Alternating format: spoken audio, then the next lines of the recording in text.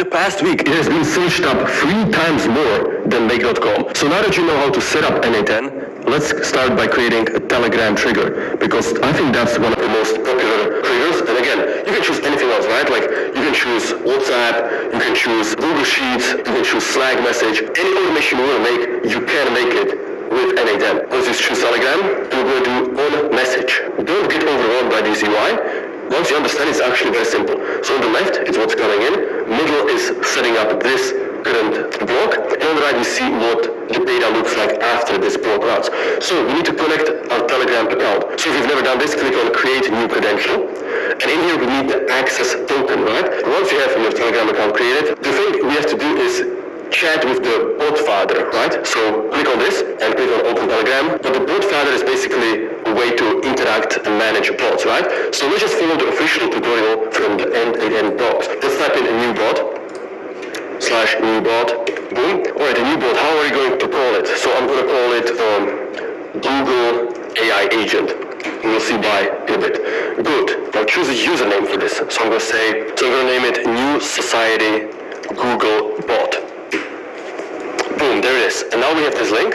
If we click on that and click on start, we can chat with this new bot. But what we actually need is the access token right here. So copy that. Do not share this to anybody. Obviously this is private. I'm going to change it before uploading the video. Once you copy this, let's go back into N8N and paste it in right here. Click on save. And now let's wait 1 second. We should see a pop-up. Connection tested successfully. Beautiful. We can go back, and by the way, anytime you do this, I recommend you click on save, that way you don't lose your progress. So now we have a Telegram trigger, and we can test it out, right? Let's go test step. It's listening for a test event, so if we switch back to Telegram, and we're going to say, hello world, boom, there it is. So it correctly found our message, and you can see our text right here, hello world. So we have the trigger working. We can see that if we send a message to Telegram, N8N successfully recognizes that. So what is the next step? Well, actually, it is to set up a switch. That way we can use both text messages and voice messages. Okay, so let's do that. I'm going to do switch, and then in here, we have to set up the values. So here we're going to have 2 different routes, one for text and one for voice. So I want to make sure our AI agent works with both. So first we're doing the text. I'm going to rename it to text. And we need to make sure that this value right here exists. So we need to do string and exists. If this exists, it's a text. And now I'm going to test the trigger again, but with a voice message, so we can properly wire that up. So click on delete. This deletes the test. And now, when we click on test workflow, it's waiting for us to create a test event in Telegram. So let's switch to Telegram, and I'm going to say, this is a test message 1, 2, 3, 4.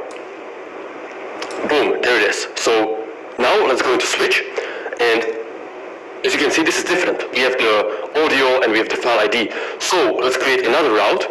This one is going to be named to voice, and we just need to make sure that the file ID equals to string exists. So if this exists, we know we have a voice message. If this exists, we know we have a text message. They cannot exist at the same time. So now our switch is currently outputting 2 different scenarios, a text scenario and a voice scenario. So in case of a text output, we actually want to use edit fields. And to set this up, I'm going to do a text output again. Okay, so let's do another test. Click on test workflow. I'm going to send hello there. And now we can actually work with this. So the reason why you want to test it each time is that you want to drag and drop stuff. You can copy paste the code from my video, but that's a very bad strategy. What's much better is if you wire it by dragging the actual fields itself, because then you have it guaranteed to work. Okay, so we need to add a field. For the name, I'm just going to do text. And for the value, I'm going to drag in the text right here. Boom. That's good. Now, what if it's a voice, right? Well, we have to process it a bit. So if it's a voice, click on plus, click on Telegram, and we actually need to find the voice file. So click on get file, and in here, file get, and we need to get the file ID.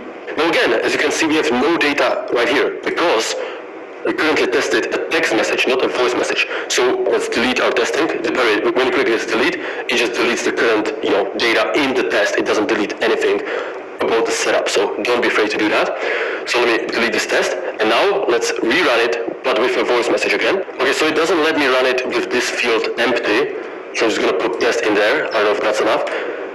Seems to be enough. That's annoying. Anyways, let's test the voice message again. This is a test voice message. Hello world, David here. Okay, boom, boom, boom, and now, okay, so if we double click it, as you can see, now we see the data, because it's no longer a text output, it's a voice output. So every time make sure you actually run the test so you work with the data. So anyways, we need the file ID in here. So let's delete this. Obviously that's incorrect. Okay, so that's my bad. Make sure to connect the file ID, not just the ID. You have to drag in the file ID, okay? Beautiful. So let's try it again. Like actually rerun this. Boom. And now it executed successfully.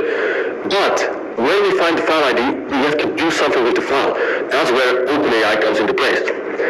So click on OpenAI and then click on transcribe recording. First we need to connect an OpenAI account. So if you didn't do this before, click on create new credential and all you need is an API key. Now if you've never worked with API keys, stop panicking. It's actually super simple. All you need to do is go to platform.openai.com and on the left click on API keys. In here you can actually log in with the same account you use in ChatGPT. So this takes 20 seconds.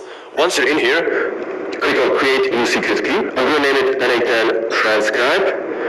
Create secret key. Again, out of nowhere, Microsoft just announced an impossible new quantum computing chip named Majorana 1. But it's not your average quantum chip. They claim to have created an entirely new state of matter. So now we have solid, liquid, gas, plasma, and the new kid on the block, the Topo computer, or the topological supercomputer. It is entirely a new state of matter. If it turns out not to be your typical Microsoft BS, and that's a big if, it could be a breakthrough on par with the transistor. The humble transistor allowed computers to scale up to millions of bits, and a Topo computer could be the technology that allows us to scale up to millions of qubits. Without exaggeration, that would make computers billions of times faster than current tech, allowing us to do incredible things like develop new medicines, simulate entire worlds of AI girlfriends, and run Microsoft Windows updates in seconds instead of hours. In today's video, we'll look at the crazy science behind Microsoft's Majorana 1 chip and find out if it'll finally make quantum computers not suck so much. It is February 21st, 2025, and you're watching the Code Report. One of the worst things that ever happened to me in my entire life was when I upgraded from Windows XP to Windows Vista in 2007. It was a traumatizing experience, but it changed my life and got me to start using Linux. Today, my PTSD was triggered when I saw that Microsoft was hyping up this new quantum chip, because as of today, it's utterly useless for all practical purposes. However, it could be a significant breakthrough that gets us to quantum computers in years, not decades, according to CEO Satya Nadella. This announcement comes just weeks after Google announced its Willow chip, which itself is also useless, but made a significant breakthrough in error correction rates. What's interesting though is that the Majorana 1 chip uses a fundamentally different architecture. It's based on the Majorana fermion, which is a subatomic particle that's also its own antiparticle. Like an electron has a negative charge, and then it has an opposite partner called a positron. And when they meet, they annihilate each other. What's weird about the Majorana particle though is that it's like a mirror image of itself. There's no positive or negative side, and that makes it resistant to decoherence, which is where things get really weird. Quantum computers rely on quantum properties like superposition and entanglement that allows qubits to represent the probability of multiple ones and zeros at the same time. But the problem is that qubits are extremely delicate and affected by their environment. Through a process called quantum decoherence, they gradually lose these cool properties and collapse to a regular classical state. It's like trying to get a choir to sing in perfect harmony in a war zone. That creates high error rates in quantum computers. And what's special about the Majorana fermion is that it's highly resistant to decoherence. This weird subatomic particle was first theorized in 1937, but wasn't actually observed until 2020 when researchers found them in islands of gold. And actually, Microsoft claimed to have seen them back in 2018, but they had to retract this research paper when it was found that they misrepresented the results.